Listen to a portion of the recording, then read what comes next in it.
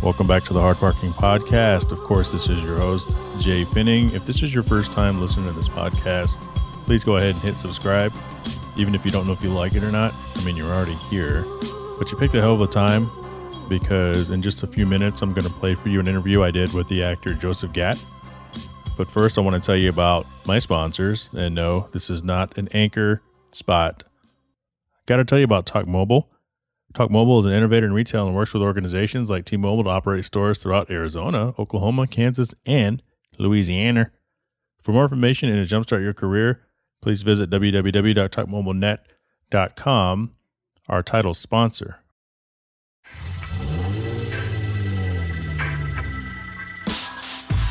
Remember when you used to kind of look at people crazy when they'd wear their masks on? Like it'd just be the people from Maine, China, and then you would almost never see anybody else out with masks on. And now, in May of 2020, people look at you kind of weird if you don't have a mask on. I don't always wear a mask. I realized the other day that I was sitting on some P95 masks, unopened. P stands for particle. N for N95 means non-oil. But it's got to be pretty good. But I've been sitting on it. It's been in the garage, sealed. Boy, did I feel stupid. No worries. My mother-in-law, she makes masks for the family. She made my grandson a mask, cute little mask. Made my daughter a mask, son a mask. Made my wife a mask. My son, my daughter, and my grandson don't live with us. It's just me, my wife, and my mother-in-law. Did make me a mask. Made my wife 2 masks until I complained about it. Maybe she was saving the best for last, but I'm kind of looking around like, where the fuck is my mask? But now I have one. Then I had her sew like a little one auto patch on it to where it looks official. Although it's janky as fuck. Still, I go out without it sometimes, but I feel very irresponsible. It's at the fabric store. It's at Joann Fabrics picking up some burlap to finish some acoustic treatment because I've rearranged my bedroom. Well, the office. So right now I'm sitting like 8 feet away from where I used to sit. But I'm trying to make this acoustically sound. Don't want to waste too much more of your time. Like I said earlier, we're going to have Joseph Gatt coming right up. So Mr. Gatt, he's been in 59 movies, and they're ranging between, big budget titles, multiple TV series. He's been in 2019's Dumbo, one of the main characters, actually, Star Trek Into Darkness. He played a frost giant in Thor in 2011. Some of you might know him from Game of Thrones. He played Thin Warg. So Thin Warg was a member of the Thin, the cannibals, the super crazy ones that were wilder than the wildlings. He's the one that was kind of like Bran Stark. So Bran had the raven and he could see through the raven. Thin Warg, which was Joseph Gatt's character, had the owl. So he could take over and see through the owl's eyes. So he had a decent role for a few episodes. Done a lot of video game work. Worked on Skyrim for the last 5 years. He's been a recurring character in the video game God of War, Star Wars, The Old Republic. He's been in TV shows ranging from Z Nation, Banshee, True Detective, even Stan Lee's Lucky Man. And we talked for quite a while. He shared some stories about his life. He does a lot of work with kids with alopecia and people with alopecia because he has alopecia, which is a rare condition where you lose all your hair. So coming up, Joseph Gatt.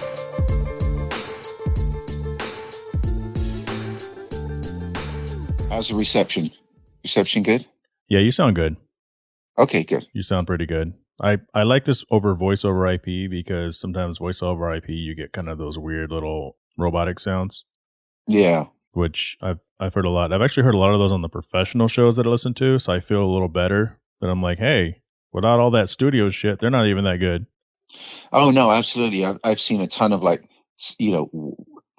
quote unquote professional podcasts, and they all have really terrible broadcast quality and call-in audio quality and stuff. And I'm like, what did that person say? What was that? Yeah. I mean, it happens all the time. It is what it is, And the good ones work around it. They bail really quick. They, they'll interrupt them and say, I'm sorry, your phone line is terrible. We'll try to get you back on later or something like that, But it's just when they just keep letting them go. Ready to get rolling? Yeah, let's go. Did you just yawn? It sounded like you just yawned. It was a little yawn, yeah. It's already been a long day. It's kind of crazy. And I've just chilled out now. I'm laying back on the bed. I plugged the phone in And I'm expecting a couple of cats to join me at some point for the podcast. So you may hear some meowing at some point or purring. Okay, so that's not you. It's the pets. Okay. I'm not going to say one way or the other if it's me or if it's the cats, but you know. All right. So we're joined by Mr. Joseph Gatt, a famous actor, really cool car guy, really good person, even better person who has a really awesome history. And we're going to kind of step through some of the stuff and hopefully he'll entertain some of these crazy questions I'm going to ask him. So I did a lot of, of course, I'm familiar with you. I know you. I've talked to you on the phone a couple times. And actually, the last time we talked was 45 minutes over nothing. The first time we talked was 45 minutes over nothing. I was actually sitting in the Walmart parking lot for 25 minutes so we can wrap up the call because I didn't want to interrupt you because we're having a good conversation about cars and douchebags and putting bags on Ferraris and stuff. But welcome to the show. Thank you. Good to be here. Wait, we didn't talk about nothing that time. Didn't we have a long conversation about your car and about turning it into a model? Yeah, we did. I've told the story. I haven't told it too much because I don't want to bore the people who listen to this podcast. But in words, I think your response to that would be fuck them. But yeah, I had some ideas about the guy who had copied my car over in China or Japan or somewhere, and I could have had a cease and desist order from Harmony Gold, which nobody thought I had any sort of power to do anything. But it wasn't me that had the power, but I had the relationship to have it taken care of. But you reached out and said, hey, give me a call and we'll talk about it. And I was kind of thinking, well, maybe I should put my name on it. And you said exactly what I was thinking and more. And so, yeah, I kind of attribute motivation by you to say, hey, just fucking do it. And if they do it, they do it. And if they don't, then screw it.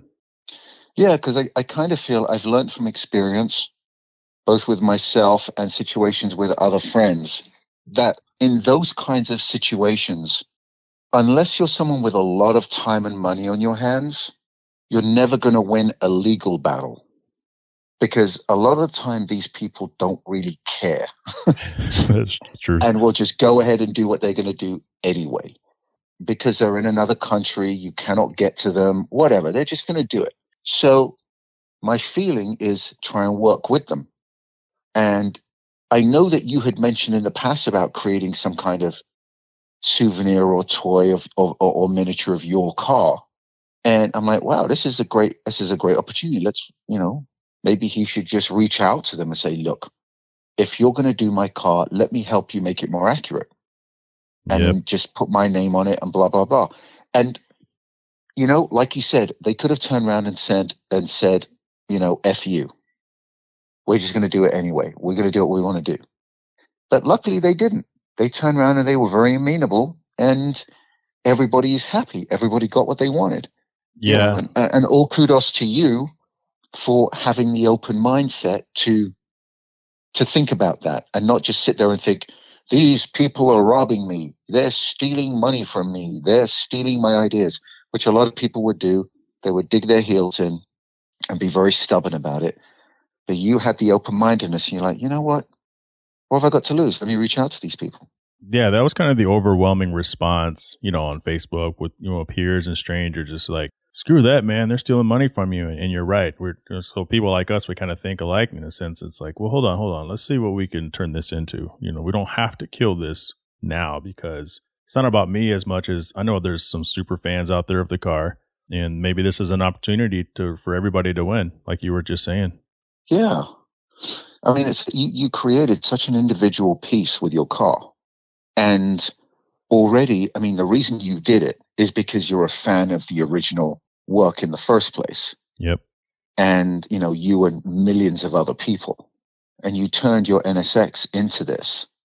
And so you kind of have two captive audiences who could possibly want to purchase that model. You've got the captive audience of the original machine, of the original product. And it's even I know the actual thing. I couldn't remember the name of it, but I know, like, as soon as I saw your car, I thought, oh, that's based on that kind of manga character, that manga machine. And I looked it up and it was there and it was easy to find. Yeah. So, so you're selling it to a captive audience, two captive audiences. You got the car people and then you got the manga fans and stuff. And it's just, it worked out great.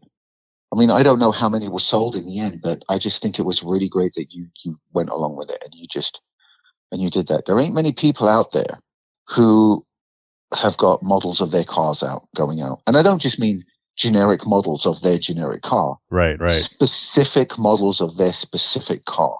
Unless it's Right. unless it's a movie car or something, that just doesn't happen. And it's got your name on it. I mean, it's incredible. Kudos to you for that. Thank you. So enough about me. Let's talk a little bit about you. Just a little bit. Jesus. Yeah, you better. I hope you're ready for this because, I've watched a lot of interviews. I've read some shit online. This is some shit being the appropriate word, right? Yeah, right. You started off in musical theater, singer and dancer, Jesus Christ Superstar in Saigon. What was that like and how old were you? Doing musical theater was the most fun ever. I absolutely loved the time I spent doing musical theater, and I still miss it to this day. It's the most amazing camaraderie that you have in a company, in a cast.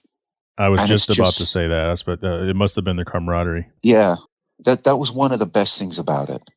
And also there's something, and this is a thing that Mercy, my partner, and I talk about all the time. There are different kinds of actors. And I know that sounds like a very obvious statement, but there are different kinds of actors in the sense that there are actors that enjoy doing live theater, and there are some that just do not and don't care for it and don't ever want to do it. And the thing that an actor who enjoys live theater gets is impossible to explain and fathom to another actor who isn't interested in doing it. It's a very, very strange thing. It's like trying to explain a love of cars to someone who doesn't care less about cars. It's one of those things where if you have to explain it, it means that the person you're explaining it to is never going to get it. Because it's not explainable. There's a certain thing that's inside you, and it's something that's historical as well. Like it's something that you build as you grow up through various memories and various experiences that makes you passionate about something. And with me, with musical theater or with doing live theater in general, because I'm British and the general stereotype is true that most British actors grow up learning in theater. A lot of actors out here don't understand theater. They don't do theater. They don't care for it. It's all about film and television. That's what people want to do. That's what people want to do to get famous and rich and blah, blah, blah. And all those things that most of them will never be. But with theater, there's a certain rawness and a certain energy that can not be matched, or at least you cannot get the same thing.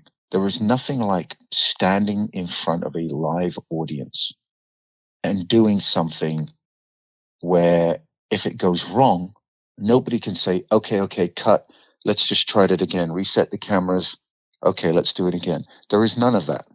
If you vulnerable. get it wrong on stage, you're vulnerable. Yeah, it's the most vulnerable you can ever be as an actor, because if you get it wrong, you have to then find a way of fixing it live on stage. There's no cutting. There's no retakes. It's just you, maybe your fellow actors if you're not on stage by yourself, and the audience, whether it be 99 people or 2,000 people or more. And, I've had all of those scary moments as an actor where I've forgotten my lines, where, I've not been in the right place at the right time, where sets have crashed and broken around me, where we've been evacuated because of bomb scares or fires in the middle of performances. All of that stuff happens, and you're an actor and you have to deal with that. It's the craziest thing. It's raw and it's live and then at the end of all of that, you get to go on stage and have your immediate reaction from the audience when they give you your applause, and you can thank them immediately. And there's just something magical about that whole process and that immediacy. There's no waiting until until the premiere of the movie or the previews come out or, that the series runs or whatever it is. It's right there and then. And if you get it right, right there and then. And if you get it wrong, right there and then. So a lot of actors, sometimes they'll go back to theater in between their big roles. I mean, have you ever gone back since then? I have only been back once because the problem with Los Angeles, living in LA, is the theater here is pretty much terrible. And the only good theater is in a couple of the big main theaters like the Kirk Douglas or the Armanson downtown, and a couple of major theaters. But the big problem with those is they actually get names in to play the major roles, Right. So it's very difficult to book roles in those performances, in those productions. And I simply, as a person who pays rent, buys my own food, and all of the usual stuff that adults do, I cannot afford to make myself unavailable for acting work, as in film and television acting work, Mm-hmm. to commit to doing a small theater production in LA. Because the thing is, once you commit to a theater production, you're committed to that thing for the 6, 8, 10, 12 weeks that you're doing it. And in that whole period of time, you're lucky if you're earning $800 for the week, Right. max. There's a And significant you've got money to, difference. it's a big money difference. You're talking like, and again, $800 for the week is a minimum rate for the highest tier of theater. That's the minimum rate. And most people earn that doing the highest tier of theater that you can do. A lot of people, like in these big, massive shows that you see at the Pantages and stuff, they're on around $1,000 a week doing these massive shows. And it's just not enough to live on. When you're talking about a town where rents can be, even moderate rents can be around $3,000 a month in this town. And so to commit, unless you have a large savings account and you are lucky enough to be one of those real major A-lists where you've just gone from earning $1 million in this movie, you have another movie coming up where they're paying you $1.5 million or $2 million, and you have a break for 3 or 4 months, then you can be like, okay, right. I'm going to go and do a theater production in that little break, because it's not taking you away. That's the other problem as well. See, while you're doing the theater production, it means that you're not available to do acting and television and film work, because you cannot then just bail on the theater production, because it's not like they can just get someone else in to do it. Right. When you started rehearsing, you're stuck. You're in that production. You owe it to the production, to the other actors, because if you cannot be there, none of them have a job. They cannot do what they need to do. So there are all of those reasons that I haven't done theater since I've been out here, except this one production, which I did in Canton, Missouri, at a university out there. And I was invited out there by a friend of mine. His family run the theater department basically at the Culver Stockton University in Missouri. And every year they have their big final production with their students. They try and invite an established actor from the East or West Coast to go out there and be part of the production.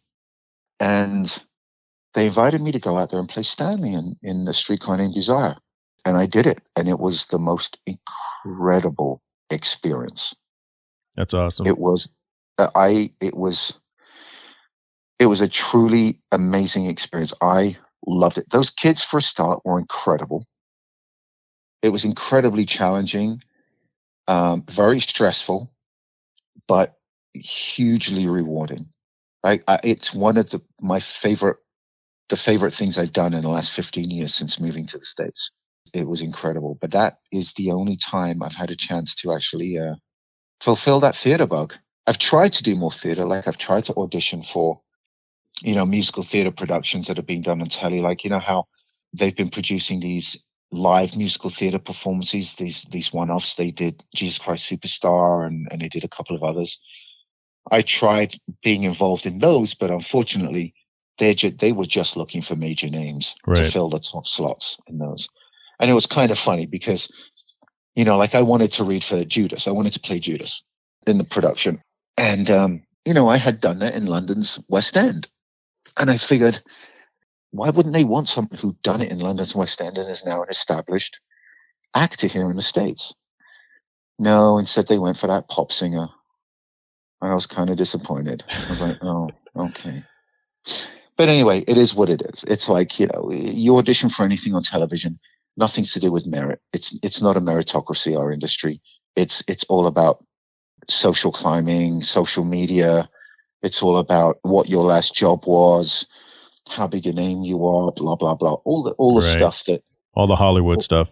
All the Hollywood stuff, exactly. And it's you know, I complain about that, but I shouldn't, because it's not like it's a secret, and it never has been a secret.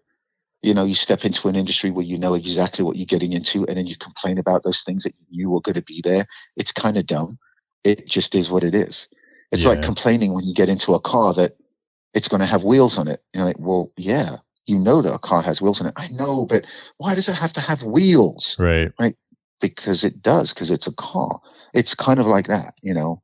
Oh, you know, whatever. No, I get It's it. just, It's like my job when I have one, because I've been off for 3 weeks. I can complain about the travel, but that's what I signed up to do, is travel back and forth every week on a plane and live in a hotel. So then other people who do what I do complain about it. I'm just looking at them like, you can just go home and work normal, or you can yeah, get paid a little bit more and put up with this. This is what we do. This is what we sign up for. yeah. It kind of reminds me of all the people that complain about living in California. Right. And I'm True. like, wait a minute. You do realize there are 49 other states, and you can move to any one of those. And most of the people that complain about living in California are transplants who've come to California. And then they complain about living in California for one reason or another without getting into politics. Right. And I'm just like, I've said to their faces, I've said to various people who come here and like, damn, California and blah, blah, blah. And I'm like, you do realize you don't have to live here. It's like, I had that situation in London once. I was working in London, and a friend of mine was South African. Well, not a friend, an acquaintance. He was from South Africa.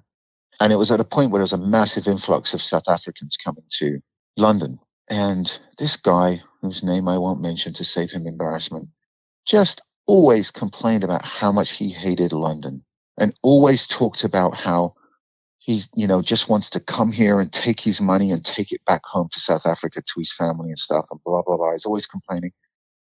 And then one time we were at this bar with a bunch of people, and I just stopped and I said, why don't you just shut the fuck up and go back to fucking South Africa if you hate it here so much, or go to some other country, because we don't appreciate you coming here. I mean, you're from there. You were born there. You went to school all there. Of your freaking money back to South Africa. I'm like, do that if you want to, but at least pretend you like being here. Right. Just pretend that you like being here before you know, just bitch and complain constantly about it. It's like, why would you do that? Go to Germany, go to France, go to Spain. This is the EU. If you can come to the UK, you can go to any one of those countries. Go.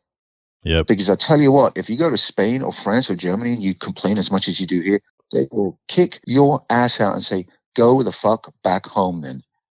You know, I mean, I'm all for international travel. I'm all for open borders and people moving around.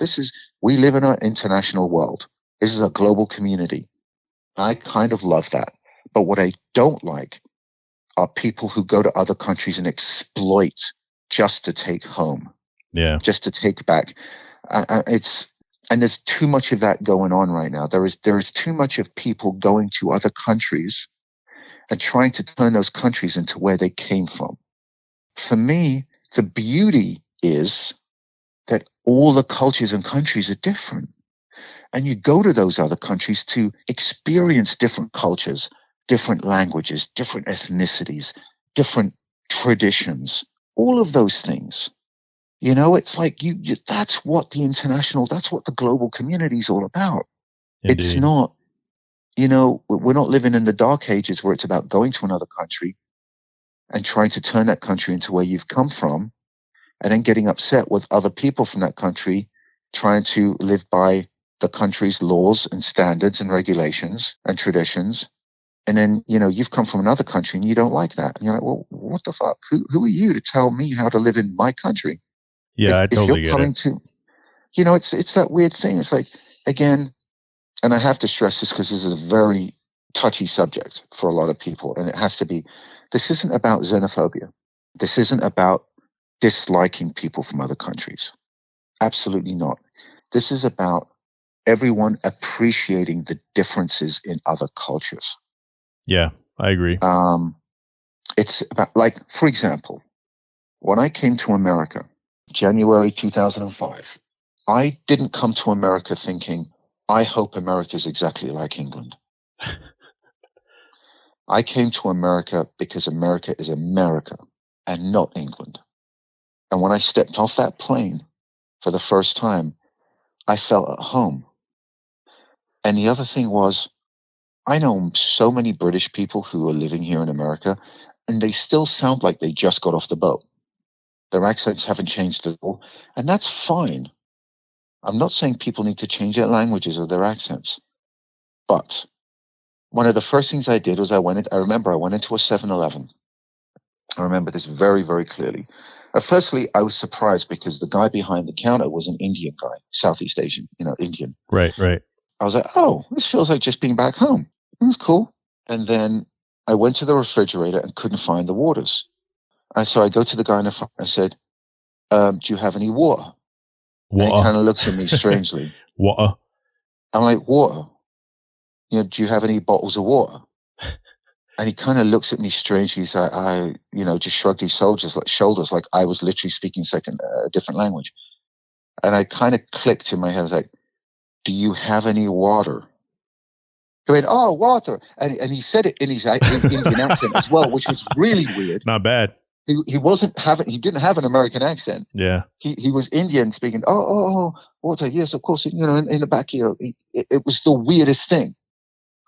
And right then I realized that there are two ways to move to another country. One is to move to another country, bringing everything with you that you've ever known and learned, and the traditions and the way you, and your speech patterns and the way you pronounce words and all of that stuff. And to try and expect other people to accommodate you. You are moving to another country and you want everyone in that country to accommodate you. Number two. Or you can move to that country and try and fit in. Try and assimilate yourself into that culture, into the way they speak, into their traditions, into the way they do things. I'm moving to America, so I'm going to drive on the right-hand side of the road because that's what everyone else here does. Because that would be the easiest option as well. See, I could come to America and I could continue talking like I just got off the boat, like talking like this, like a fucking Londoner and all that kind of thing. And nobody would have a fucking clue what I was talking about. I could get in my car and be really fucking confused that the steering wheel wasn't on the right side. And I could get on the road, driving completely the wrong side of the road. And I could be like, fuck everyone. I'm driving on the right side of the road. I'm a fucking Brit. America wouldn't be here if it weren't for the British. We came here first. Everyone should drive the way I drive. I could have done that, but then that would have made my life really difficult over here. So here's what's going to happen then. Or here's what I would like to happen. When we do the Q&A later on, I want that accent. And we're talking to Joseph Gatt, actor, car guy, good guy. Let's ask you a little bit more about your acting before we move on to some other stuff. Yeah. So in your eyes, what was your first big break where you looked in the mirror and said, I've made it? What was your first big break where you just had a big grin on your face? Honestly, I never thought. Okay, here's the thing. I don't think I've had my big break in the traditional sense of the word yet. I've been very fortunate in that through my hard work, through my diligence, through my consistent push, through my persistence, all of that stuff, that I've worked. And I've worked, at least since moving to America, or at least in the last 10 years, semi-consistently, much more consistently than a huge percentage of actors out there. And the thing about the UK is that even booking a job in theater, it's great and you're like excited and you have a great time, but there's no such thing as making it. Yeah. Because theater pays so little, you're still living paycheck to paycheck. It's not like you ever get a big check and you're like, wow, this is what being a star is about. It just doesn't happen. It's just another 9-to-5 job. Just like doing any other 9-to-5 job where you're living paycheck to paycheck. The only difference is we do it singing songs on a stage for an audience. That is literally the only difference. Well, how about I ask? Let me frame it in a different way because that's an excellent response. It's an honest response. What was a time where you got a role and you were like, I can't believe this is happening? That's an easy one to answer. Okay. And it's kind of partially twofold. Firstly, was on my very first studio picture here in 2005 when I worked on a movie called Pulse, which starred a whole bunch of people who are really famous right now, like Kristen Bell and Ian Somerhalder, and various other people. And hanging out with Kristen Bell, just hanging out with her and Ian, going to the movie theater with them, for me was just like, wow, and then hanging out with Jean-Claude Van Damme at the studio because he was shooting a movie at the same time. It was one of the weirdest things. And I was sitting there going, oh, okay, this is really cool. Right. But when it really hit me was working on Thor. Booking the job was great. But the moment I remember, it's about 2 weeks into the shoot, I'm standing at the back of the set at Manhattan Beach Studios. I'm in my full makeup. And I suddenly hear this voice. It's like, Joe, I've just got someone I want to introduce you to. It's Kenneth Branagh, who's coming up to me. Now, you got to understand, Kenneth Branagh is already a major star to me because as an English actor, we've grown up with Kenneth Branagh for years and years and years. He's like a massive household name in the UK. He's, a huge deal. So the fact that I'm working with him is already amazing. Right. And so he comes up and says, Joe, he puts his hand on my shoulder, and he's not a tall guy. He's quite small. He puts his hand up on my shoulder. I just got someone I want to introduce you to. Tony, this is Joe. Joe, this is Tony. And I'm just standing there. And you got to understand, I was kind of like not really knowing what was going on at that moment. And this sort of like shorter, older guy was in front of me in a 3-piece tweed suit and a hat. And he looks up at me. And I look down at him, and he I'm just like, oh my God, it's Anthony Hopkins. Yeah. I was totally and utterly freaked. I literally looked down at this guy and I was like, holy shit.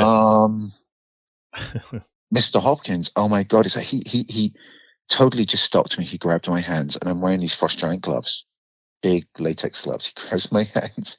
He takes my hands in his hands. He said, oh no, dear fellow, it's Tony. It's Tony. And I looked at him. I was like, Tony, it's such a pleasure to meet you. It's amazing pleasure to meet you, Joseph. Amazing pleasure to meet you.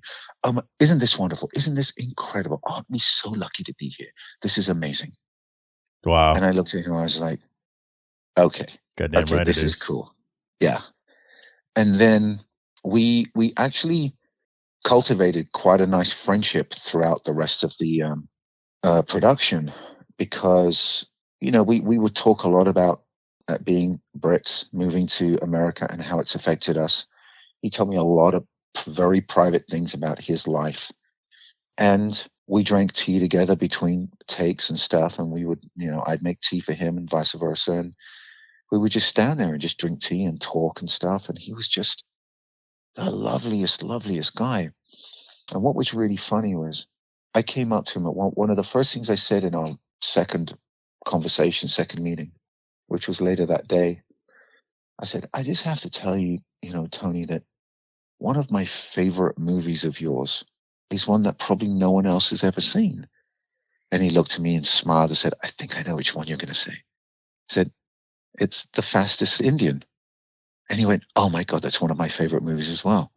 I said, I'm so glad that you love that movie. And I told him that my girlfriend, Mercy, my partner, had not seen the movie. He said, I want you to make sure she sees the movie, and I want you to tell me what she thought of the movie. And it was funny. It's just like, so I went home and told Mercy this. So we watched the movie together. She loved the movie. And I went back and told him, well, he came in. I was in makeup and getting makeup done. And he came in and he was like, so what did Mercy think of the movie? Did she like the movie? Did she, I was like, Tony, she absolutely loved the movie. She wants to know what your next recommendation is, blah, blah. So he recommended another movie and we watched that. So there was this weird kind of friendship that happened between Mercy and Tony as well, even though they had never met. Wow, that's which was super very, cool. very sweet. It was just it was one of those magical moments because it was like Thor overall was a very difficult movie to work on a political level, without going into too many details. It was the first big Marvel movie when Marvel took over and, completely. And it was a huge thing. And there were like constantly producers. They were like about 6 or 7 producers on set the whole time. It was kind of nuts. But this little weird bubble that we lived in, where me and Tony would be having these discussions and conversations the whole time, saved it. It was magical. That was the time when I thought, wow, this is what it's all about. That's pretty damn cool. That was a great story. Which of the big movie studios is the most aggressive, in your opinion, on monitoring its talent, social media, talk show appearances, etc.? Because you hear some stuff about Marvel, you hear some stuff about some of the other ones. Marvel. Actually, I mean, Paramount were very, very strict as well regarding, when I was working on Star Trek. So I know they're aggressive on music. I know that. Yeah, they're very aggressive on photos. And like, I couldn't even get a photo. I couldn't get I couldn't get a press photo of my character from Marvel, and I couldn't get a press photo of my character from Paramount from Star Trek. I had to get it through nefarious back doors. Interesting. They wouldn't, and I'm the actor that played the character, and I couldn't get it. I couldn't get a photo. It was a very strange thing, and they're very, very strict about monitoring social media. Like, everything you see social media wise that comes out from, the actors or the directors or whatever, whether it be on a Star Wars, basically anything Disney related, is always something that's planned. There's nothing that's off the cuff. Even the oops stuff isn't really oops. Oh God, no. No. Everything is planned. Everything. There is no such thing as oops. Millions of dollars are at stake. Sure. And even the oopses are planned. Like we had a moment when we were all told that Leonard Nimoy was coming on set on Star Trek. Right. And this was a big secret because nobody knew he was going to be in this movie. And we didn't even know because we weren't even allowed to read the full script. Only 5 people were allowed to read the full script, 5 of the actors, and they were the main. And even they couldn't take the script away with them. They had to read it in the offices at the studio, and then they were only sent their pages. We were only sent our pages, and we weren't properly allowed to read the full script. After the production started, we were allowed to go to the production office and read the script there with supervision to make sure we weren't photographing the script. Utterly ridiculous, but it is what it is. But anyway, we were told that Leonard Nimoy was going to be coming to set and that it was a big secret and nobody could reveal it or post anything on social media, blah, blah, blah. So 10 minutes later, or literally 10 minutes after Leonard Nimoy had finished shooting his scenes, Zoe Saldana posts a social media, I don't know if it was Instagram or Facebook or whatever it was. Had to have been Facebook. Just had a wonderful day today working with the real Spock, Leonard Nimoy, or whatever it was. I'm paraphrasing. I cannot remember. Yeah. And I'm sitting there going, wait the hell a minute. So a big warning's put out. And then one of the lead actors who's being paid $2 million to be here, or how much she's being paid, I don't know. I'm just throwing numbers out there. Right. She's allowed to say what she wants. And then afterwards, I was just like, this shit is all planned. All of it is planned. Somebody said, JJ took her aside and said, okay, Zoe, we need you to post this, say this exactly how it is. We're going to take a picture of you with Leonard, blah, blah, blah. It's all planned. And the thing is, once you understand that, you look at all of that social media in a different way. Right, yeah. And the new Marvel movies coming out and you have people posting stuff leading up to the movie, whether it be, oh my God, what's the name? Brie Larson, posting all that stuff about how she's working out to be Captain Marvel. It was almost laughable to me, but all of it is planned by the studio. Yeah, it's all green lighted. Because they want people to think that Brie Larson is fit and in shape and is getting excited to play the role. So everything's planned. Nothing is spontaneous. I mean, there's some stuff that's spontaneous. Right. But pretty much most of what you see, these big scoops, these big slip ups or whatever. They're not slip ups. They're not slip ups. It's all done. Otherwise, people would be suing the shit out of everybody. Is there a 10 movie contract that doesn't say you're necessarily going to be? I don't know if it's 10 movies, 6 movies. It doesn't necessarily mean you're going to be in that many, but they can call you back at any time, and you would need to make yourself available. I haven't personally got one of those, and I don't think. Generally, people don't have those kinds of contracts. I mean, at the most, I've heard of people having 3 movie contracts, but 10. Like the only thing I've heard of coming close to that are the Marvel contracts for the the big main A-list actors. Yeah, where they'll book them, whether it be Robert Downey Jr. or Chris Evans or whoever, where they will book them for. It's like, we're going to contract you for 6 movies or however long it is. But generally, that's not the kind of thing that happens. You'll get optioned for a sequel maybe, or for a 3-movie deal or something like Chris Pine and those actors. For the Star Trek stuff. Yeah, Zach and those people. I think they were contracted for 3 movies initially. But yeah, so generally that's not really something that happens. And it's not necessarily a good thing either, because if you get contracted for those movies, like if a studio contracts you, it means that you basically are screwed and you cannot. You're not do available else. for anything. Yeah. Yeah, because you have to always be available. And they can literally call you at any time and say, right, we want you to do this. This is what you're going to do. And if the contract is there, you cannot even then negotiate the contract because it's already been negotiated. And if in that period of time you become a much bigger star, you're then stuck at the rate that they booked you at when you weren't such a big star. It's all these weird things that you need to consider that a lot of people don't really think about. Like when you think about Chris Pine, for example, when he first booked Kirk on the first JJ Star Trek, he was a name, but he wasn't really that massive a star. And obviously he has become a bigger star because of the movie. Now, the rate they booked him at for the first movie probably was comparable with who he was at the time. And they probably booked him on his 3-movie deal based on that rate. But then he goes away and 3 years later comes back and he's a much bigger name commanding 3 times that amount, as a fee. He's then screwed because he's stuck in a 3-movie deal at the base rate kind of thing. It's the kind of thing that most people, in a lot of jobs have to deal with. Again, we're talking to Joseph Gatt. What's your cinematic dream scenario? And what I mean by that is, like, no matter how cheesy it is, you're playing the lead role in an intergalactic car race movie that, eats unicorns for dessert. Like, what is your dream cinematic scenario? That's a really great question.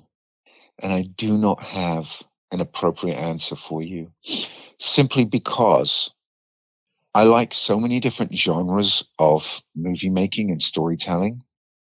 Yeah, you have range. But I have so many different ideas of things I want to do. Like, I want to be Han Solo.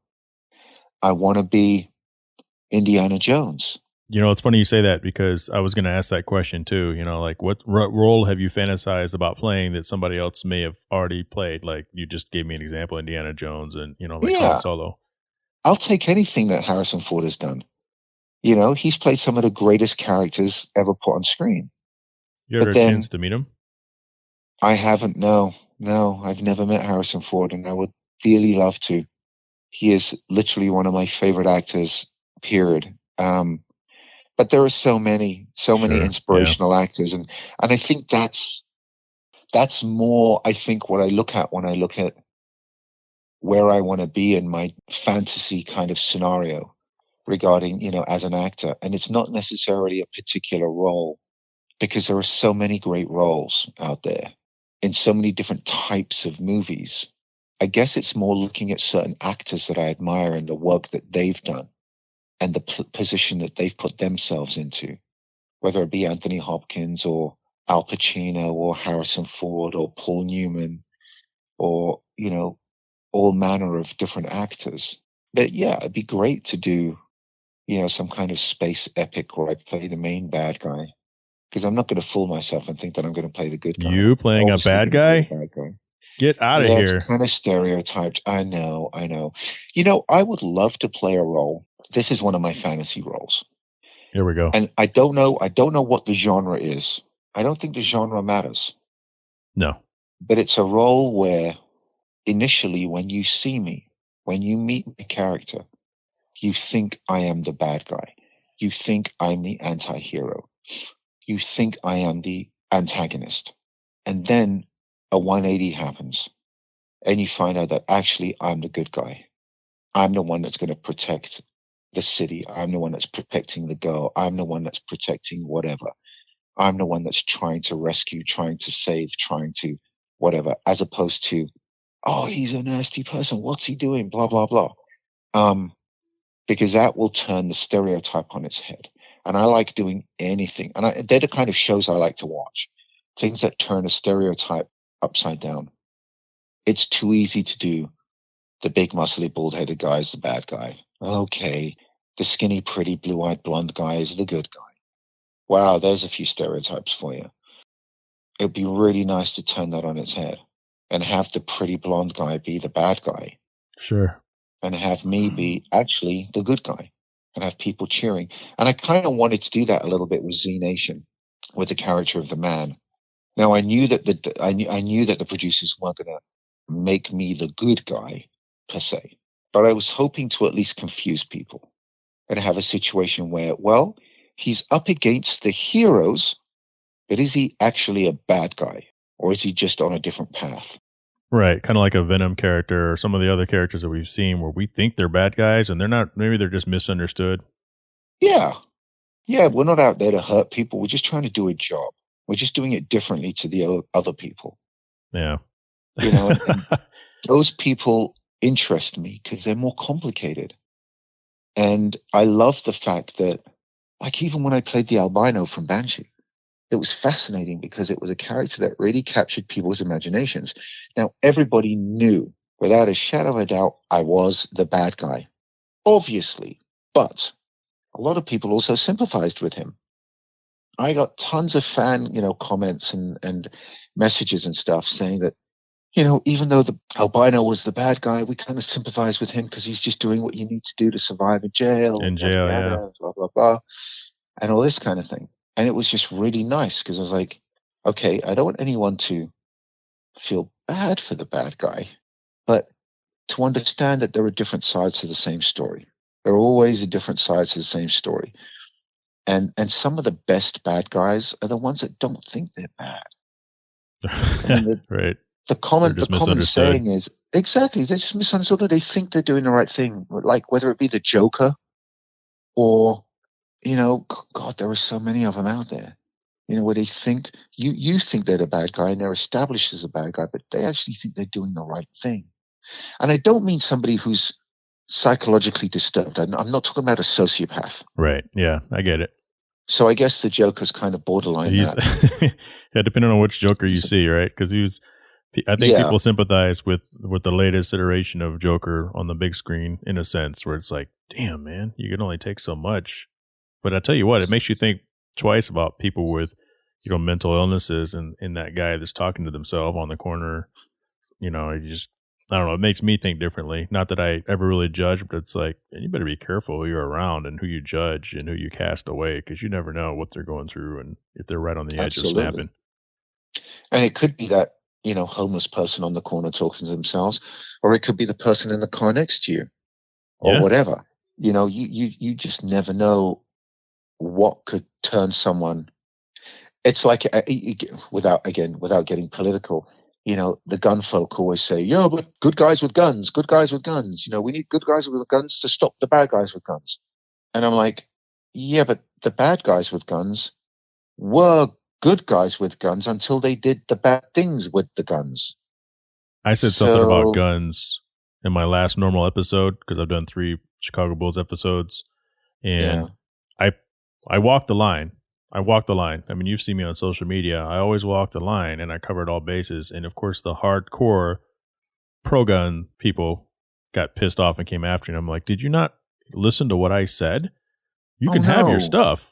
I'm not, There's no listening. There's no listening, Jay, because they only want to hear the pro-gun people only want to hear one thing, that you think everyone should be able to have guns, period. Yep. End of. There's no buts or anything. All people should have all guns. And they shouldn't have to be any difficulty in buying them. They should be able to just walk in and buy a gun, Vending just like machine. they're buying a pack of M&Ms. It's just like, that's what the pro-gun people want to hear.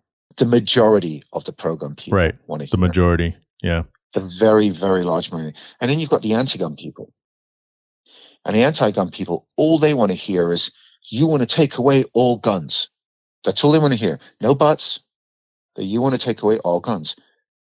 I'm like you. I walk the line. I confuse the fuck out of people.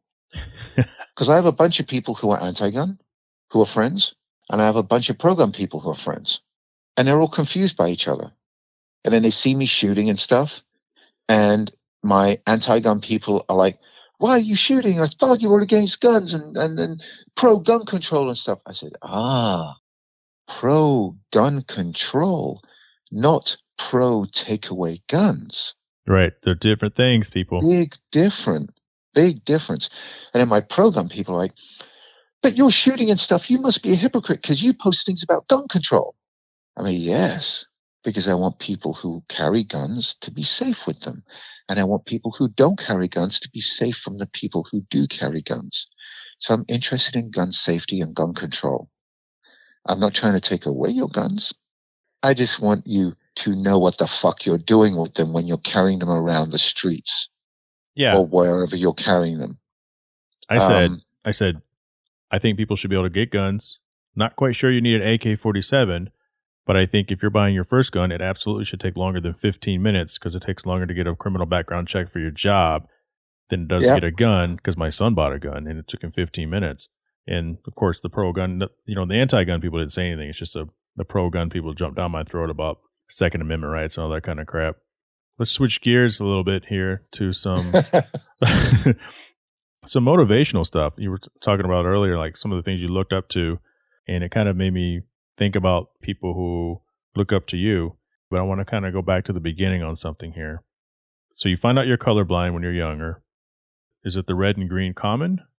Yes. Okay. And so you're around 12 years old when this happened, right? And then, your medical condition kicked in, the alopecia, which I learned stuff just reading up on it specifically to you. I knew about it before. I didn't know there's different kinds.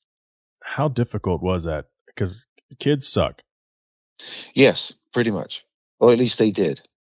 Right. Yeah, let's rephrase it. Yeah, kids can be cruel to other kids. Yes. It was so I found out I was colorblind at 12. And that devastated me because all I ever wanted to do was become a pilot. And so that devastated me. And the theory is that the stress of that is what triggered the alopecia to start. A lot of times they say that, alopecia is triggered by a stressful situation or moment or whatever.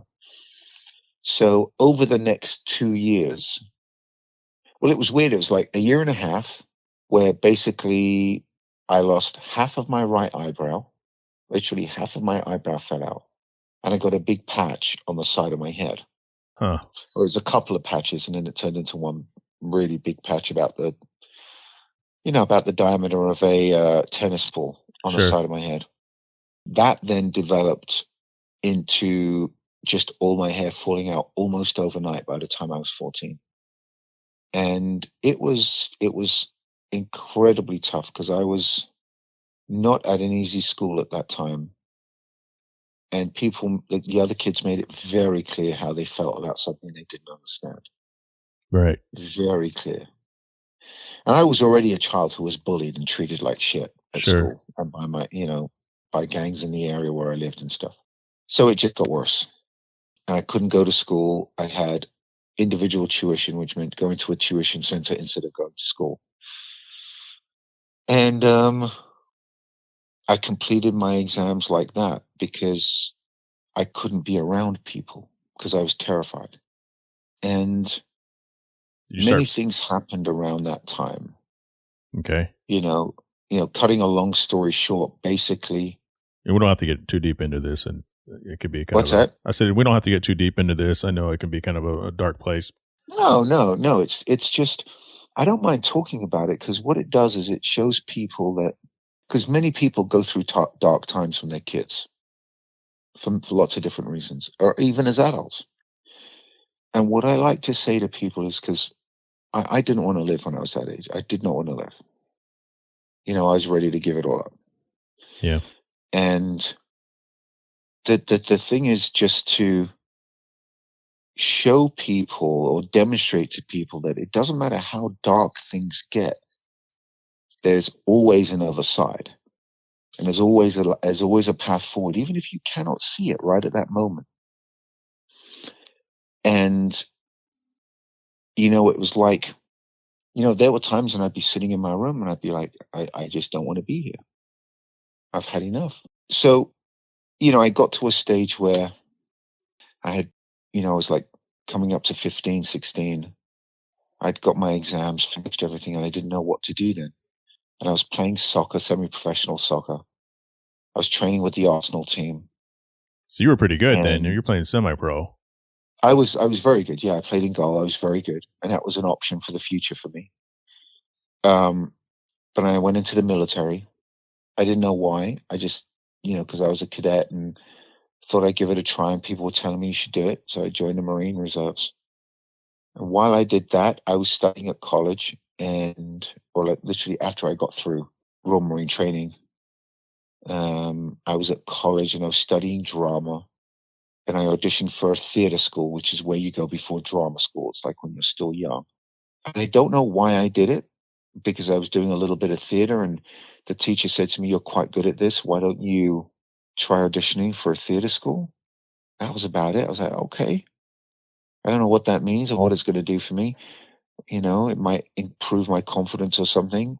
So the combination of being at drama school, being in the Marines, toughened me up in two very different ways.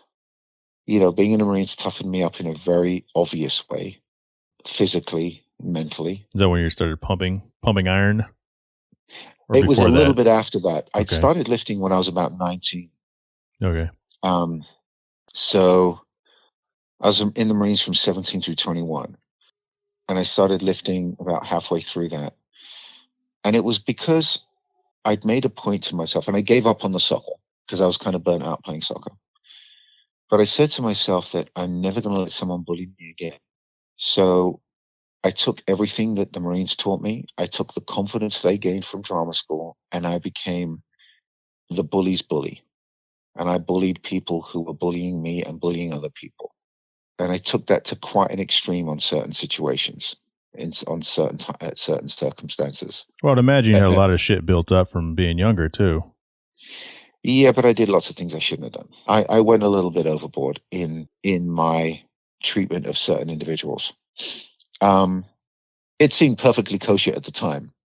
Yeah, we live But when and I learn. look back on it, I was just like, you kind of went a bit far Right. when you picked him up by the throat and then threw him down on the ground and smacked his head against that lamppost. That was a bit extreme. But did he bully anybody else? I don't know. I know that particular gang didn't show up in my neighborhood for quite a while afterwards. And that was a situation where I saw this gang in my neighborhood bullying this, overweight kid who was on the ground, and they were standing above him and they were kicking him and shouting at him and spitting on him. So I just ran up and I was just like, what the fuck are you guys doing? And they turned around, and, it was a mixed age group of kids. And I think the oldest kid was maybe 18, 19, and the youngest kid was like 13, 14. And I literally looked at every single one of them and said, well, if you carry on doing what you're doing, I'm going to kick the living shit out of every single one of you, starting with you. And I pointed at the biggest kid. And they were like, yeah, right, blah, blah, blah. So I walk up to him, get right in his face. I said, if I see a single one of you in this neighborhood again, I am going to destroy every single one of you. So about 2 weeks later, I'm walking home and I see them all hanging out in between the apartment buildings. So I casually walk upstairs, get changed, put on my gym kit, and go down to where they are. And I can see the biggest kid is sitting on a moped. And one of the things that they would do is terrorize That's menacing. the neighbors by running up and down the sidewalks on the moped, basically knocking people over. Right.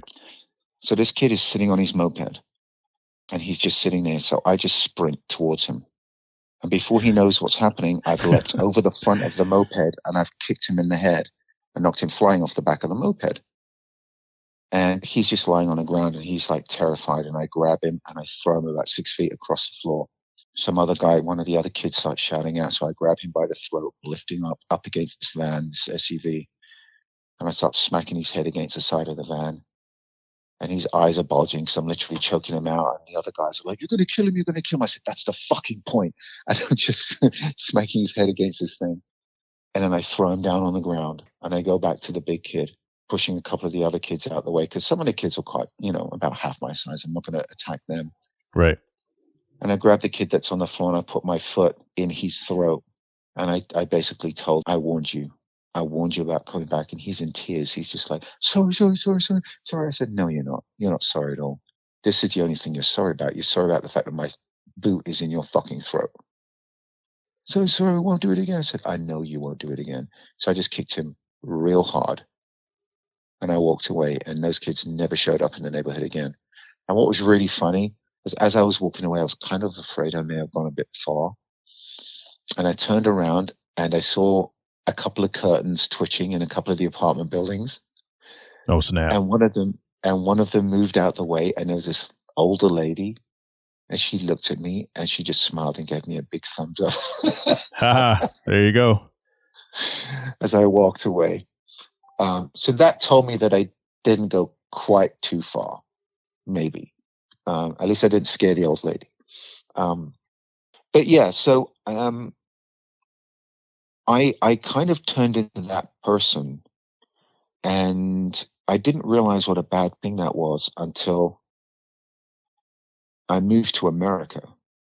And I realized that I need to stop looking. Here's the thing. See, when you grow up, and I'm saying this in a generic kind of way, I think when you grow up and you've had nothing but hardship for one reason or another, I'm not declaring that one hardship is worse than any other type. There are lots of different types of hardships. Right. We all go through some shit. Exactly. When Life's you grow up relative. with a hardship, yeah, exactly.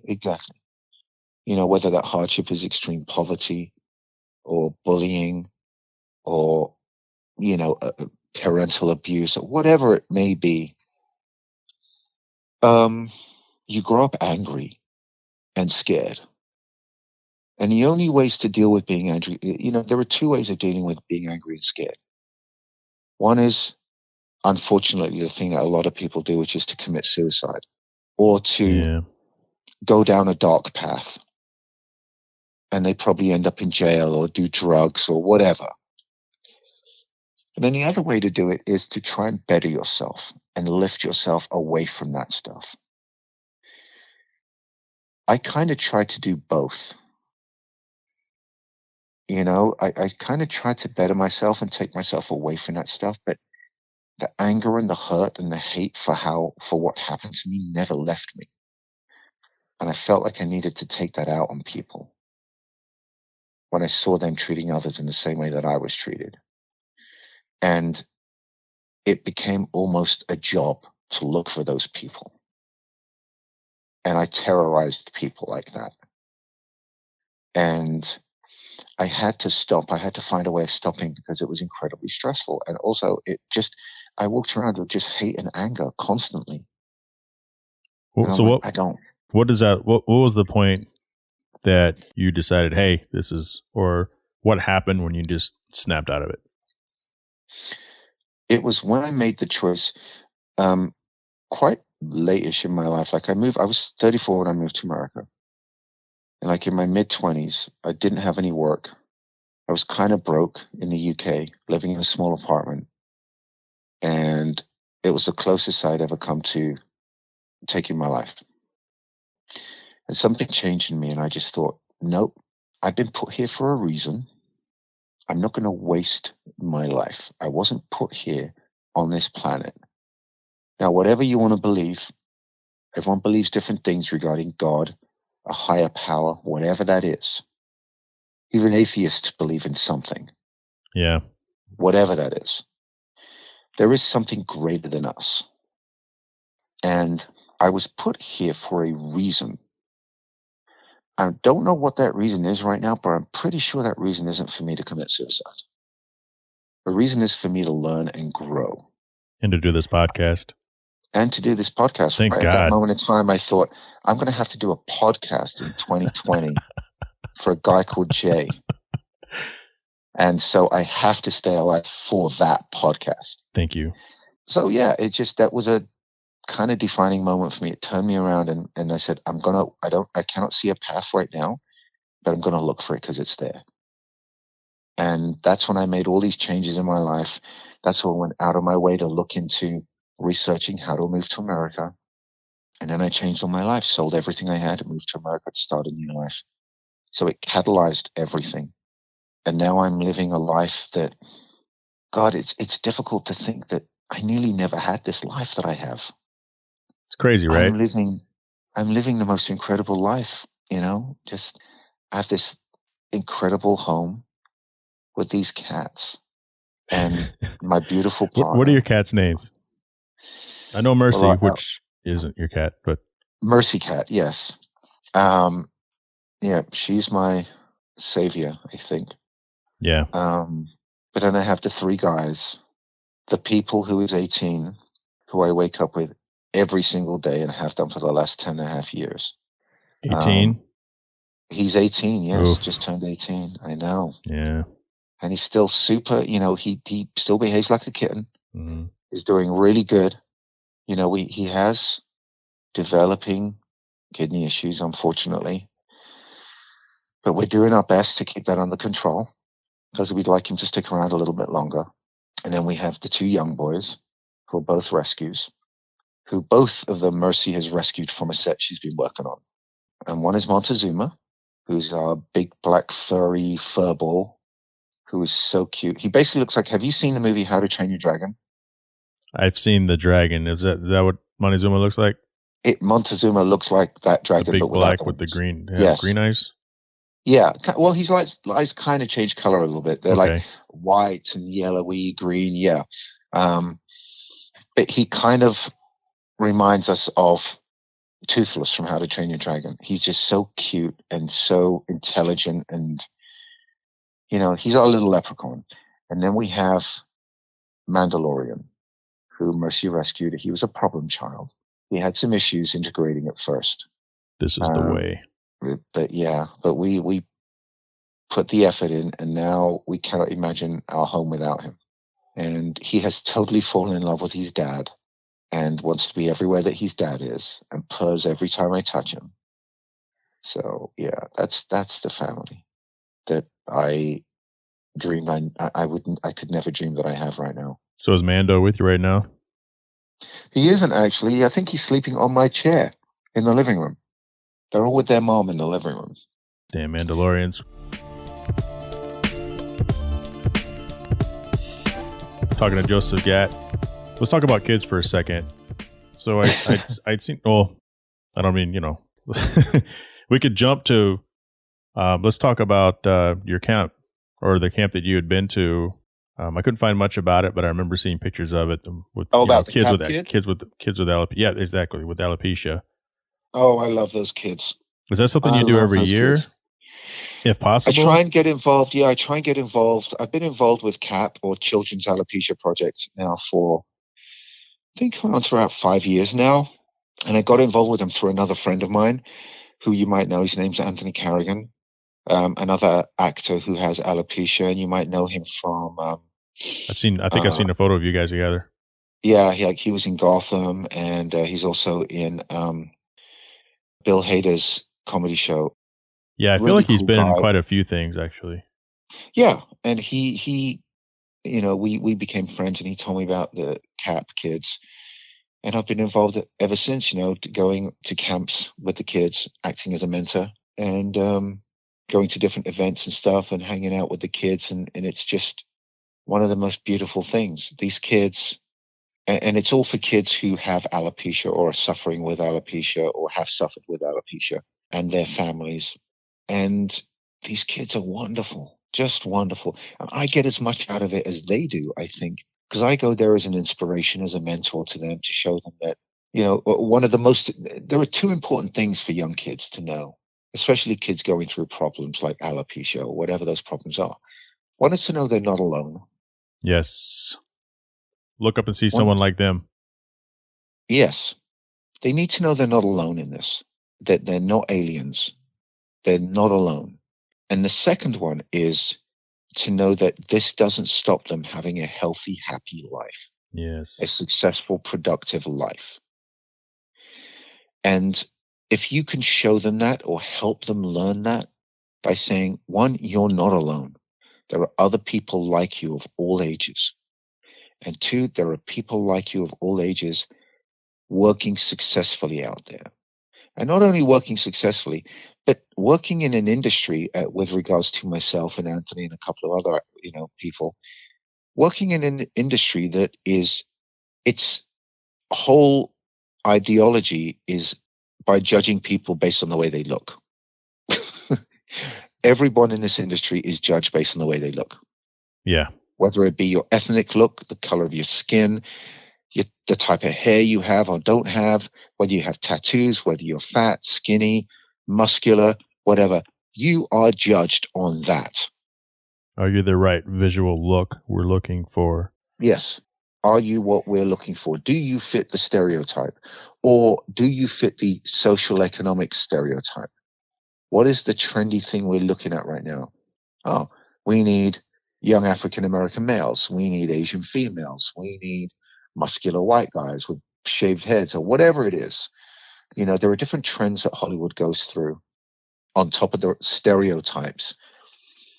And in such a visually biased industry or visually judgmental industry, I would say I'm successful. And the reason I say I'm successful is I'm not. You are. I'm not a major star or a major A-list, but I'm able to pay the rent and live my life just through my acting work. And I can walk down the street and people recognize me, and I do fan conventions and that kind of thing. So that, I guess, means I've reached a certain level of success, I guess. But again, success is relative, Right. depending on who you are and what your expectations are. But when the little young kids see someone like myself, like one of the best things we did was we had a CAP event where we invited, we basically booked half of the, the Disney movie theater in Hollywood. We booked that theater for the CAP kids, and we had a special screening of Dumbo for them when it came out. And, the theater was full of all these kids. And then, they filled up the other seats with other people because it was one of the first screenings of the movie at the theater. It was either the very first or second screening of the movie. Right. That's a hell of an experience. Yeah, and then I went up on stage and were you gave a or little were you in speech to character? people. As No, far as as me. visual. As okay. me. All right. Yeah, and I went up on stage, introduced the CAP kids to everybody, and said a little something, and then introduced myself and introduced the movie. And it was just a really, really special moment.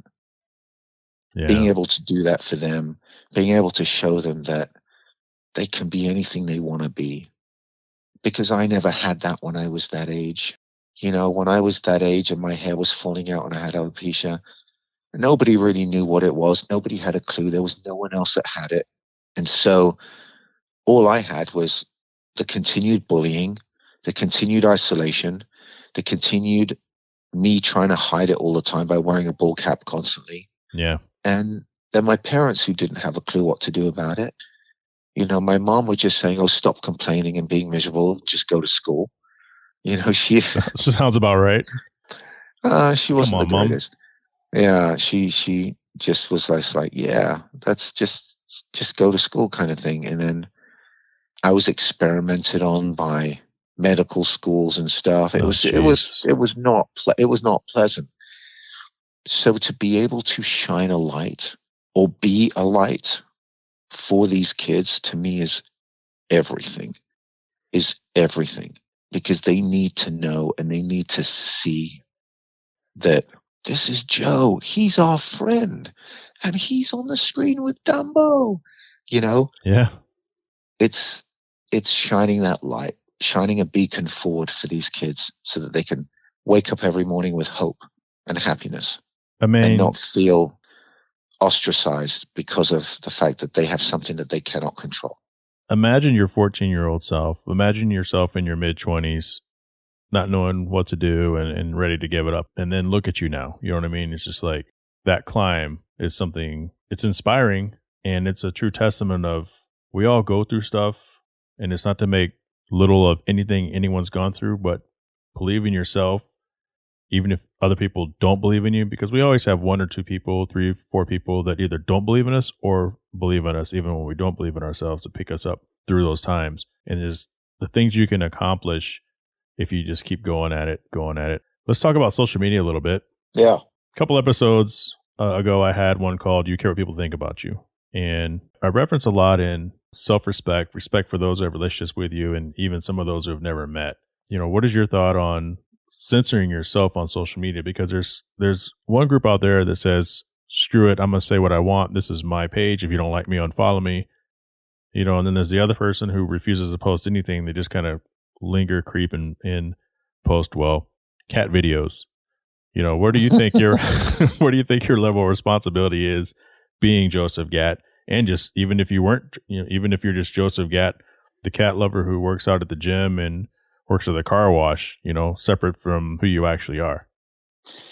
Well, here's the thing. I try to never lie. I try to never lie, and I try to never be hypocritical about anything. And so what I post on my social media is never a lie.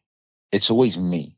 But the thing is, I'm just judicious about what parts of me I post. You know, like I'll post some personal stuff, but not all. Right. And sometimes I'll make a political comment, but not always, you know, because it would be lovely to be able to go on social media and say whatever the fuck you wanted. It would be so nice to do that. But the problem with that is, like what we talked about previously, is then you're isolating people. And because I guess sell is an appropriate word, or to demonstrate myself, what I show about myself on social media is my whole self. And it's what a lot of actors do. They show themselves as a whole person as much as possible.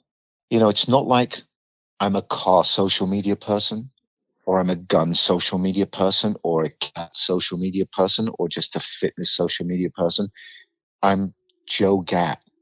And so I have to show the gamut of things that make me who I am, because I think that's what people want to see in me. They want to see the whole person. Why is Joe Gatt Joe Gatt? What does Joe Gatt like? What does he dislike? But more, what does he like?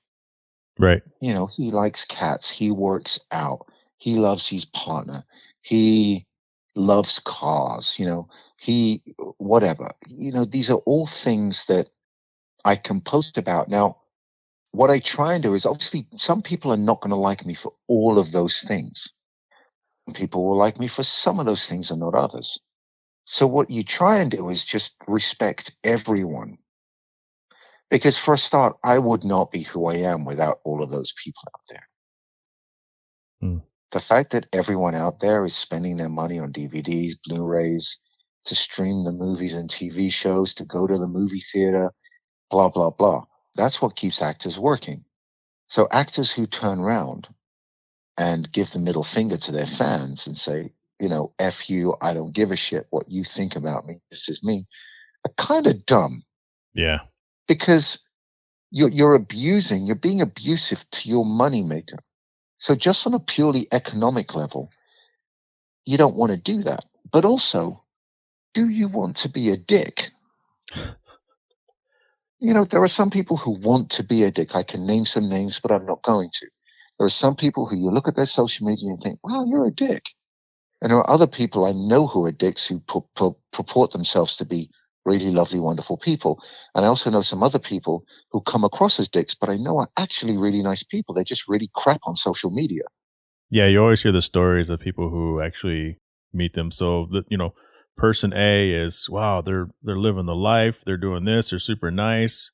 And I know so and so went up and just tried to say hi, and then they're an inspiration, didn't ask for anything, and they just kind of politely told them to fuck off. You know, it's just like that's your Yeah. first and only interaction with that person who could have all your posters on their wall. I mean, I don't think people hang posters on walls anymore, but kind of dating myself, I guess. But you know what I'm saying? Yeah, and it's again, it's something that we talk about all the time, because even someone at my level, you get people coming up to you in the street wanting a photograph with you or wanting your autograph. At the moment, it's basically everybody wants a freaking selfie with you. Yeah, right. And it's easy to get upset with people when you're in the middle of doing your own thing, whether it be at the gym or in a restaurant or, whatever.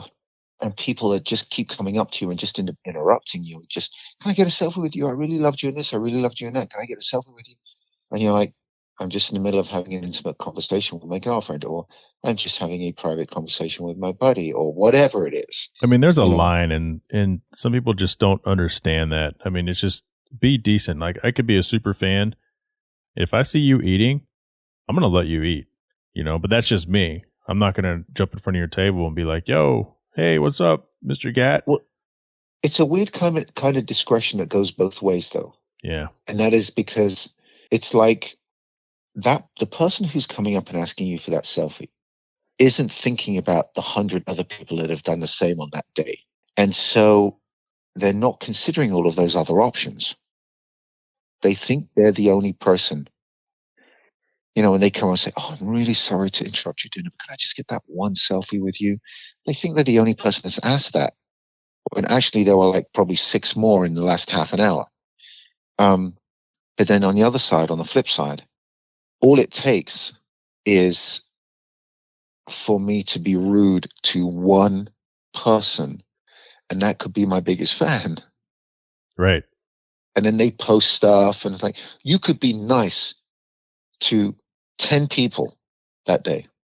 And then it's the 11th person that stops you just as you're getting in your car to drive to the doctors, or stops you just as you've had an argument with your partner, or stopped you just as you've just whatever. And you're really upset, and they've just stopped you with a big smile on their face, and they're like, please, I love you. Can I get a selfie with you? And you're like, just fuck off. Not in a fucking mood. Just leave me the fuck alone. What is it with you people? Is the shit that goes viral, and all of a sudden you're an asshole. Yeah. A massive asshole. And stuff. So it's a weird balance that has to be made. But again, I tend to try and be gracious about it and feel blessed about it, because ultimately this is what I have asked for. Yeah, but you can't bat 1,000. You can just try.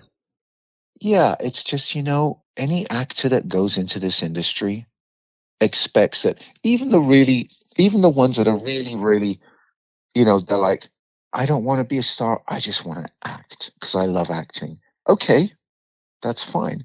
But that to be a successful actor and to be acting is probably going to make you a celebrity of some kind if you're that busy as an actor, which means you're going to have to deal with celebrity, and you're going to have to deal with fans.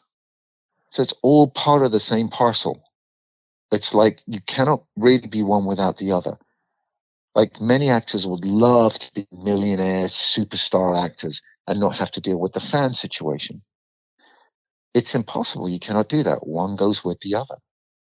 So when you get into the situation, like with me, I got into acting, especially with me being such a very particular look. Sure, yeah. You got to understand that when you do something, people are going to see it and they're going to remember it. And you're not going to be given any peace. And you have to be okay with that. It's not you have to be okay with sitting in a restaurant, having a quiet meal with your partner, with your girlfriend, and then getting texted or, direct messaged later on Instagram saying, oh, we're really sorry to hear that, your cat was, not well the other day. We hope your cat gets better. We were going to come over and say hi, but then we heard what you were talking about, so we left you alone. And you're like, what? Yeah. And that actually has happened.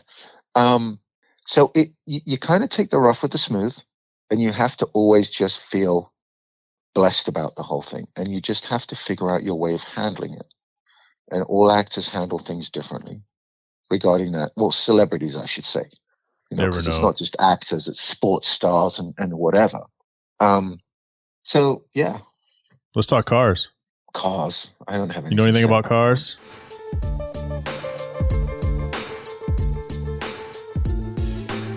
Real quick before we talk about the cars that Joe has owned, got to tell you guys about Dress Up Bolts. They have titanium bolts that not only vastly improve the look of your vehicle, but serve as a purpose as well, available to dress up the engine and engine bay. They have kits ready to go for your specific application. If they don't have your ready-made kits, you just supply them with the sizes and they can get the bolts. Go and pay them a visit, browse a little, let them know the Hard Parking Podcast sent you, and use code HARDPARKING, one word, and save 10% today. I have a question for you. Steering wheel. Do you still have your blue S4, or did you get rid of it? And if you don't have it, like, what's your daily? No, my daily is my Shelby. The blue S4, the Audi S4, which I loved, that went to a guy who took it over to New York, which is kind of ironic because that's where it came from. I bought it from a dealership in New Jersey initially and had it shipped over to LA. And it went back to the East Coast. And it's not living a happy life on the East Coast. The guy who bought it off me has kind of destroyed it. I can only imagine. Yeah, it's kind of I've been hearing the stories. But then after that was the Shelby GT350, which was blue as well. Was that was a GT350R, correct? Or was it just a 350? No, that was just a 350. Okay. In blue. And then I traded that for the 350R, the gray. Okay. So that's when I met you. Ish. Yeah. Didn't I know you when I had the blue? I don't remember. That's why I said ish. Okay. I thought I did. I kind of feel like I've known you for at least 4 years, 4 or 5 years, maybe 4 years. I'm just that good of a guy. Maybe. So compare your Shelby, your 350s, with your GT500. What are the similarities? What are some of the differences for you personally? I know this isn't a car review. For me personally, there is nothing that comes close to the 500. Wow. I loved the 350R that I had, and I planned on keeping that longer. But then when I got the allocation that confirmed for my 500, I couldn't keep both cars. Now, there are obviously some differences, like, the 350R was a manual, it's a stick shift, and the 500 is a 7-speed DCT. But in reality's sake, they drive very similar to each other. The interiors are almost exactly the same. The only difference being the 500 is an extra 260 horsepower. It handles as well as the 350. It looks better, in my opinion. Yeah, those are sharp. I mean, it is one of the most badass cars I've ever owned. The only thing that comes close to it for rawness and fun was my Escort Cosworth that I had in the UK before I moved out here. Was that a late 80s? Mine was a 92. 92? I was thinking like mid to late 80s to like maybe 92, 93, right? Yeah, Before I think they were made. them. I think the Cossies were made. The Escort Cossies were made from, I think, 88 through 95. I was actually looking at those maybe 3 weeks ago. Interestingly enough, like, oh man, I love the Escorts, and then I found somebody who made theirs look like a Euro Cos. Yeah, I love them. I still love it, and I want to get another one. I've been looking on Bring a Trailer and a couple of other places to see, if one shows up.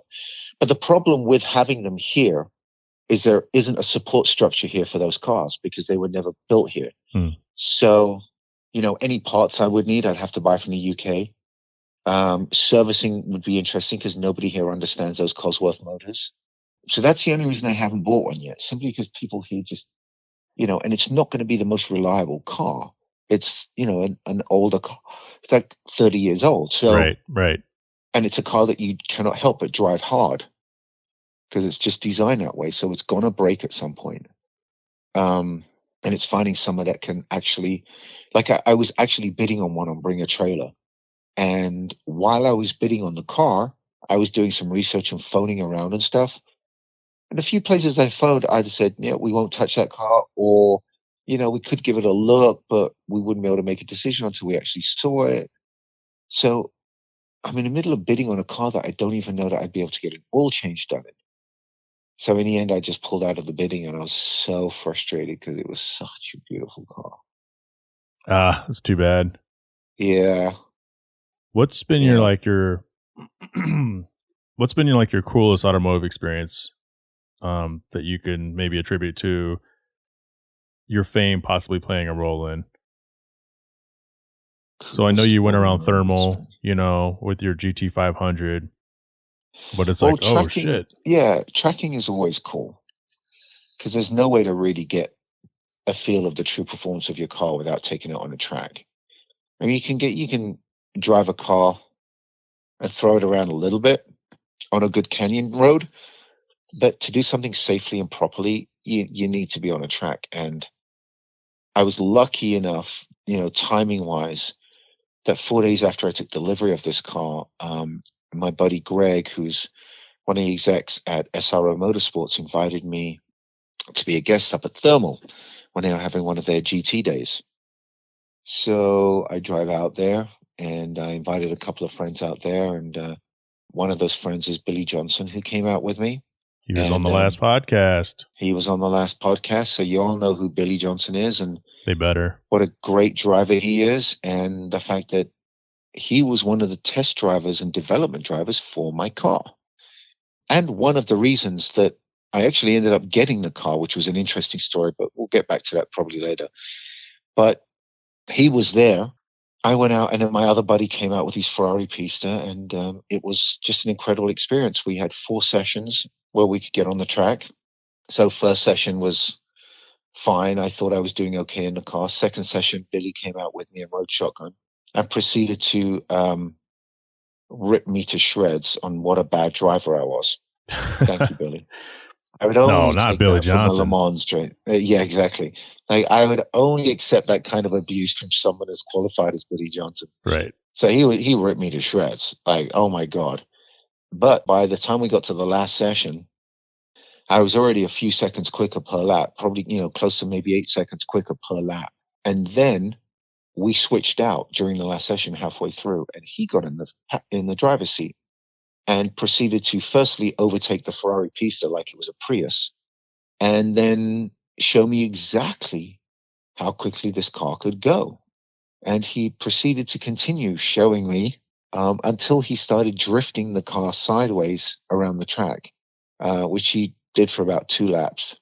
I mean, the guy is an incredible driver, and the ease and relaxation he has while driving a car sideways around a 90-degree turn, a 90-mile-an-hour turn, is quite phenomenal. Isn't that something? I was terrified about my car and about dying, but more about my car. Right. He's about to break my shit.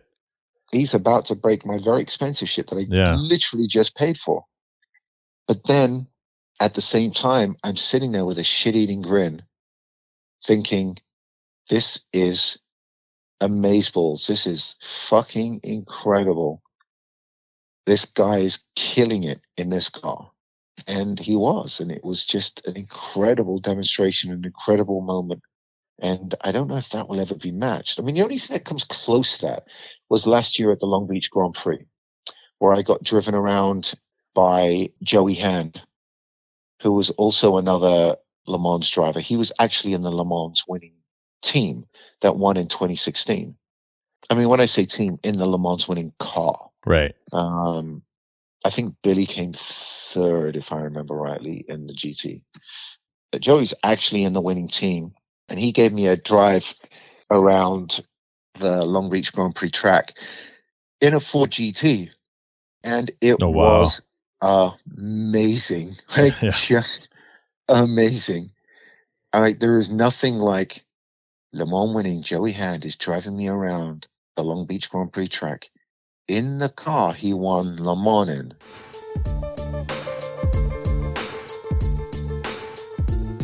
Going to jump into the Q&A segment, which is sponsored by the Last Era brand Motorsports Clothing. Celebrate and represent the last era of great cars. We're talking about the 80s and 90s of whatever you think is truly the last era. Follow them on Instagram at Last Era Brand, or go to www.lasterabrand.com. Tell them the Hard Rocking Podcast sent you. What's a day in the life of Joseph Gatt is what? At the moment, during quarantine lockdown, or normally? Normally. It's different every day, basically, but there are certain things that always happen during a day. Gym, trying to get regular food in, and then if I have appointments to get to, they get squeezed into that day. It's normally at least one or two self-tape auditions that have to be done, which will have to be squeezed in. And yeah, it really depends from day to day. There are only a couple of things that have to be done. And one is obviously gym. I contact my agent and my manager and figure out what's going on for that day. If there's any work stuff that gets taken care of, whether it be emails, other correspondences, if there are any publicity things that need to be done, all of that stuff, it's generally work stuff. I actually look at social media as work as well. So It is. I have a portion of my day parceled out to do social media stuff, to either post something or respond to other things and respond to comments and questions and stuff, because I try to do that when I can. Yeah, and that's really about it. It's a weird thing, with my life. It's one of those things where it seems like there's very little happening, but the days are busy just doing generic stuff. Right, yeah. And then when I'm actually working on a job, there's just no time to do anything, because you're on set from 7, 8 a.m. through till 7, 9 p.m. at night.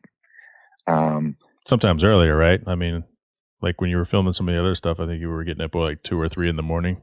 Yeah, it all depends on what you're doing. Like with Thor, for example, which you're probably referring to, because of all the makeup, I was getting in 6 hours before everyone else was, because that's how long it took to do makeup. Actually, on this movie that I just worked on called The Retaliators, which we shot in November in New Jersey, my character had a ton of tattoos because he's former military and he had a ton of tattoos.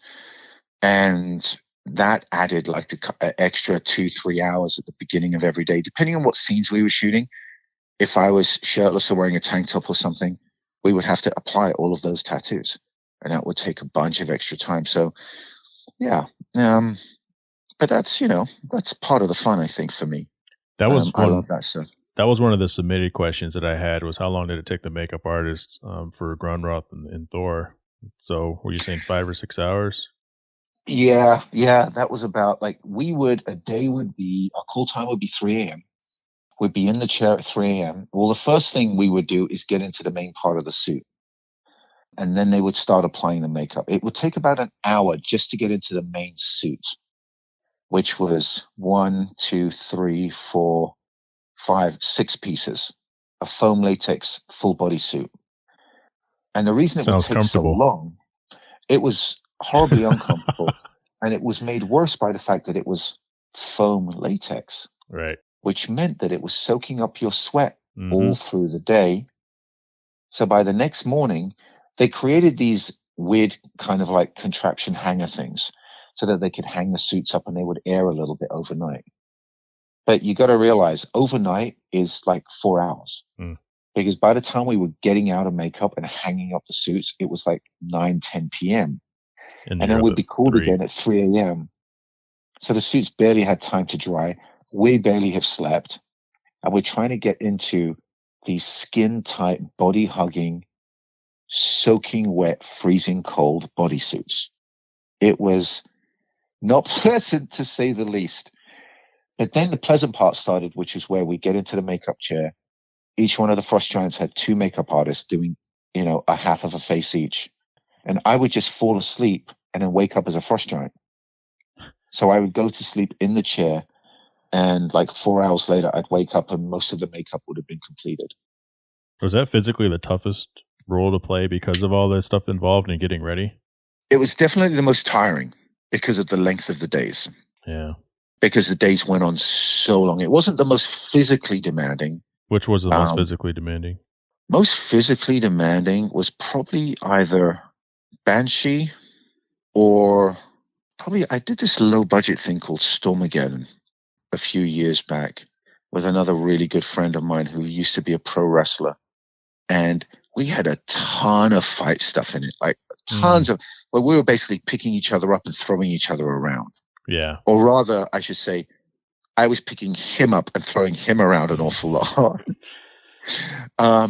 That was really physically demanding. Stormageddon. And a lot of, Stormageddon. It's, it's a fun little movie. Sounds like a sci-fi movie. It's a sci-fi. It's like a sci-fi B movie. It's fun. I play 2 characters in it. But some of the stuff is really good in it. Like the fight stuff came out real good. and it's got some really cool moments. But I was physically demanding because it was a lot of fight stuff and long fights, and a lot of the fight stuff was choreographed in the moment. We had a couple of great fight choreographers, and like literally as they were moving the camera or resetting camera, we'd be choreographing the next part of the fight. It was nutballs. Yeah, it sounds. It was a huge amount of fun. Yeah, it was so much fun, and also like the 100 was fun as well because I had to learn how to ride a horse, and that was physically demanding and very intense, but hugely rewarding. I literally had to learn how to ride a horse for that. What would you say was the biggest obstacle in Hollywood you had to overcome? Is for Hollywood seeing someone with alopecia as a normal person. That is literally the ongoing obstacle, is for Hollywood to look at someone without eyebrows or eyelashes and consider them that they can still play normal people, as opposed to just aliens or bad guys or weirdos or psychos. I actually had, there was an article written about me on some web page somewhere, some web sci-fi thing, and it was titled "The Actor Who Could Play Aliens Without Makeup." Oh, lovely. Yeah. I didn't even know about it. They didn't tag me or tell me about it. The only reason I knew about it was because obviously I have, a Google search check thing for my name. So every time something's posted with my name, pops up. It pops up and tells me. And I saw this thing and I cried for a long time when I saw it. Yeah. And I was like, wow, this is, yeah, just because I don't have eyebrows and eyelashes. So that's the constant struggle. That's the constant struggle with alopecia. That's the constant struggle in life with people with alopecia, is not being looked at as people who are sick or weird. Because you're missing eyebrows and hair on your head. It's so weird how something no like eyebrows, that. Yeah, it's automatically connected with you're sick. Yeah. Chemo, cancer. Yeah, I was going to say blah, cancer blah, blah. patient. It's this immediate connection. It doesn't matter. I still have people coming up to me going, "Oh, I'm so sorry about what you're going through." And I'm like, "What are you talking about?" I didn't get the role. What's up? Are you getting cancer? You have cancer, right? And I literally, the last time it happened, I literally looked at the lady and I said, "Look at me. Do I look like I have cancer?" Did you flex? And I was wearing a tank top and stuff. Oh, there you go. Do I look like I have cancer? And she looked at me and said, "I don't understand." I said, "How many cancer patients do you know who are in my condition? I have alopecia, darling. I have no hair. I just have no hair." She went, "Oh my God, I'm so sorry." I said, "It's okay. You're not the only person and you won't be the last. But just realize that the next time you see someone with no eyebrows, it doesn't mean they have cancer." Yeah, it's not definitely a common thing for sure. Last one, we'll get you out of here on this. When you're doing characters in video games, would you rather just do motion capture or voice acting? I love doing both. I love motion capture, but I love the creativity of doing voice acting as well.